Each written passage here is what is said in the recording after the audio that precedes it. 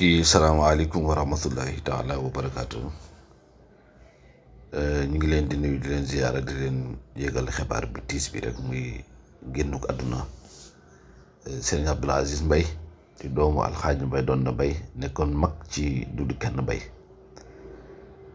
ñu bëri na gën koo xam ci lees moom lañ ko doon woowee waaye doom la ci Baye Alxaaji Mbaye doon na Mbaye nekkoon koo xam ne itam daana bokk ci service bi di ànd ak Dudu Kenn di tagg Yonent bi sallallahu alayhi wa sallam waaye di ànd ak Pape Malick léeg-léeg ak Cheikh Tidiane di ànd daal ci service bi di leen jàppale ci tagg Yonent bi waaye itam nekkoon ku baax nekkoon ku laa biir nekkoon koo xam ne itam danga naa ni li wane ne ku baax la rek mooy dañ ko doon tooñ rek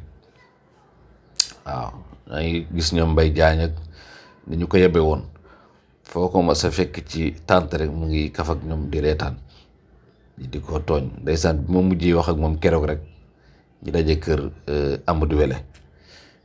ndeysaan temps bi ñuy def hommage Maam Fa Wade Wele noonu keroog ñoo yendu maag moom kër Amadou Wele di tooñante foofu noonu waaw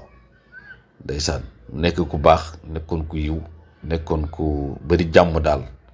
waaw damay foo ko gis rek da ngay njëkk a gis bañ yi da ngay njëkk a gis muy kaf di ree ubbiloon boppam ñëpp nag waaw ubbiloon boppam ñëpp waaw nii ma Pa Mansour Mbaye mel bu Alxaaji Mbaye doon noonu la mel